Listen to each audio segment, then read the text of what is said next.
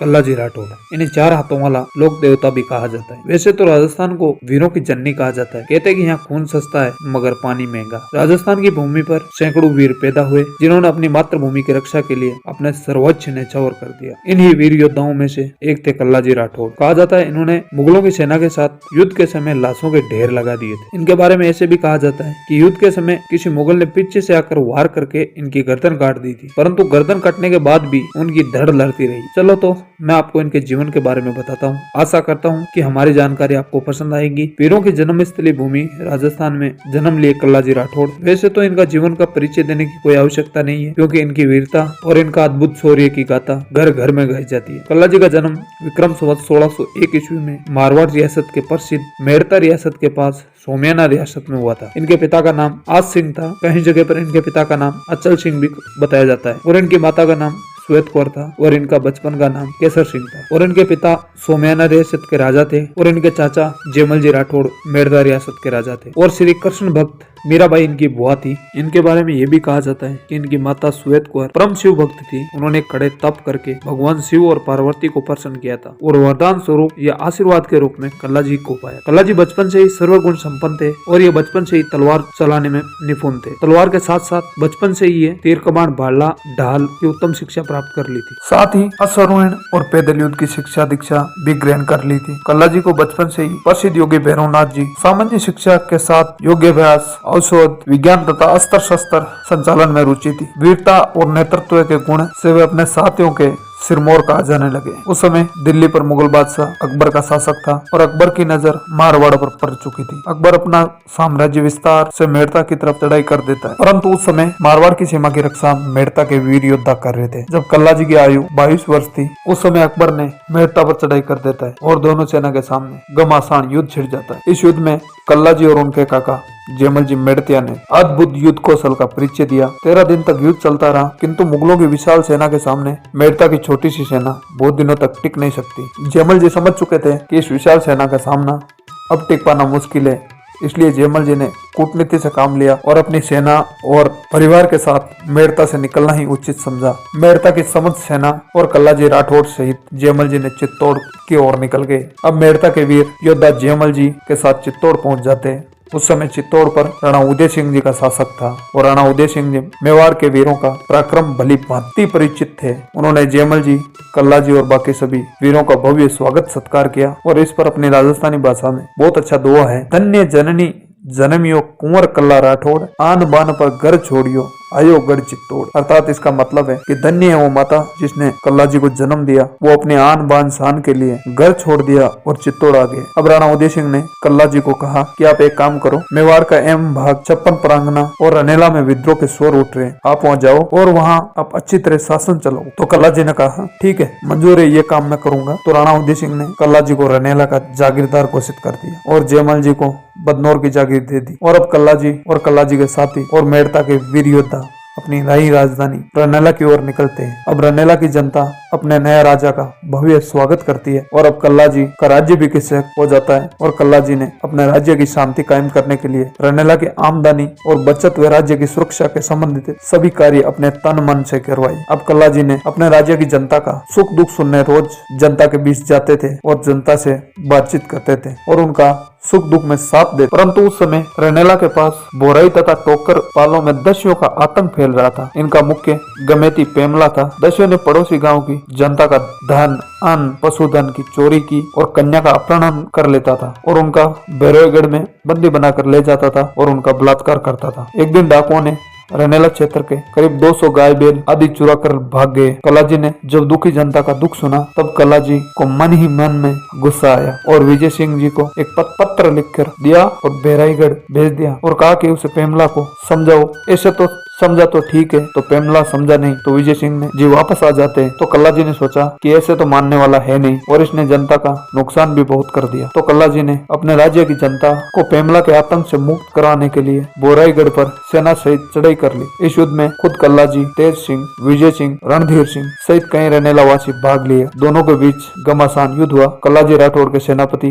रणधीर सिंह ने पेमला का सिर काट दिया और इस युद्ध में कल्लाजी ने की सेना में लगभग 4000 दुष्यों को मार दिया गया और 500 राजपूत भी वीर गति को प्राप्त हो गए। इस प्रकार कल्लाजी ने अपने राजा की, प्रजा का, पेमला और दस्युओं से रक्षा की और बहराईगढ़ पर विजय के बाद महाराणा उदय सिंह बहुत खुश हुए और कल्लाजी को बोराई और टोकर क्षेत्र भी जागीरी दे दी और कल्लाजी राठौड़ के सेनापति रणधीर सिंह को पुरस्कार में राठौड़ गांव दे दिया। इस प्रकार कल्लाजी राठौड़ ने 56 तरह के राजा की उपाधि हासिल की और अब कुछ ही दिनों बाद कल्लाजी राठौड़ का विवाह शिवगढ़ के कृष्णदास जी चौहान की राजकुमारी कृष्णकांता के साथ तय हो गया। अब कुछ ही समय बाद कल्लाजी का विवाह शुभ मुहूर्त के दिन विवाह के लिए बारात सहित शिवगढ़ चले जाते हैं। कल्लाजी दूल्हे के कपड़े पहनकर, सिर पर मोड़ बांधकर, ढोल नगाड़ों की धूम के साथ घोड़े पे सवार होकर बारात लेकर शिवगढ़ पहुंचते हैं। जब तोरण के समय रनेला के राजा कल्लाजी तोरण मारने के लिए तलवार उठाते तो उसी समय मेवाड़ के सैनिक रण निमंत्रण लेकर आ जाते हैं और कहते हैं कि चित्तौड़ पर अकबर ने विशाल सेना के साथ आक्रमण कर दिया और अब चित्तौड़ संकट में है, इसलिए महाराणा उदय सिंह और जयमल जी राठौड़ ने आपको मेवाड़ रक्षा के लिए युद्ध में बुलाया। तुरंत तो कल्लाजी ने महाराणा का बीड़ा ग्रहण किया और कर्तृत्व और स्वाभिमान और मातृभूमि की पुकार सुन तोरण पर उठी तलवार पुनः खींच ली और रूपसी राजकुमारी के ब्याह को छोड़कर कल्लाजी राठौड़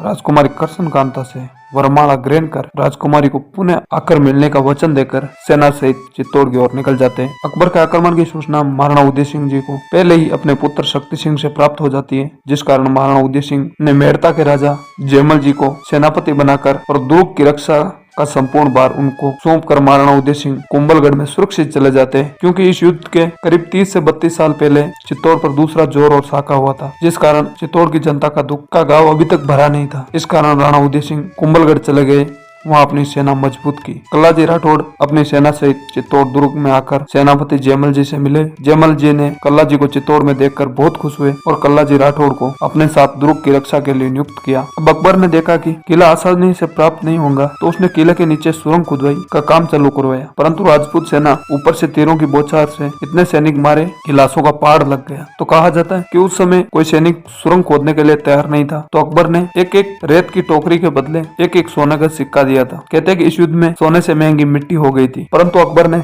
जैसे तैसे कर 2 सुरंग खुदाई और उसमें एक सुरंग में 80 मन और दूसरी सुरंग में 120 मन बारूद डलवाकर विस्फोट करवा दिया, परंतु किला टच से मस नहीं हुआ, क्योंकि किले की दीवारें इतनी मजबूत थी कि उस बारूद से कोई दरार भी नहीं आई। अकबर को इस योजना से कामयाबी नहीं हासिल हुई, तो अकबर ने दिन में किले की दीवारें तोपों से तोड़वाना शुरू कर दी, परंतु राजपूत सैनिक रात में उसे वापस बना लेते। परंतु एक दिन क्या होता है कि जयमल जी रात को दीवार बनवा रहे थे, उस समय अकबर देख लेता है और अपनी संग्राम नामक बंदूक से जयमल जी पर निशाना लगाता है और गोली चला देता है। वो गोली जयमल जी के पैर में लगती है और जयमल जी घायल हो जाते हैं और चल फिर भी नहीं सकते और अपने सेनापति को घायल देखकर पूरे किले में शोक की लहर छा गई। अब रात्रि के समय सभी राजपूत एकत्रित होकर अकबर की फौज का बढ़ता दबदबा का और दुर्ग में गोला बारूद की कमी और भोजन की कमी और सेनापति के घायल होने के कारण जोर और शाखा का फैसला किया। तारीख 24 फरवरी 1568 को 1300 राजपूत रानिया ने गंगा जल का पान कर, चंदन का लेप लगाकर और अपने परिजनों से अंतिम बार मिलकर गीता सार का सिमरन कर हिंदू धर्म की रक्षा के लिए हंसते हंसते जोर के अंगनी में समर्पित हो गई। राजपूत सैनिकों ने दुर्ग में गोमूत्र का स्नान कर, केसरिया पगड़ी बांधकर,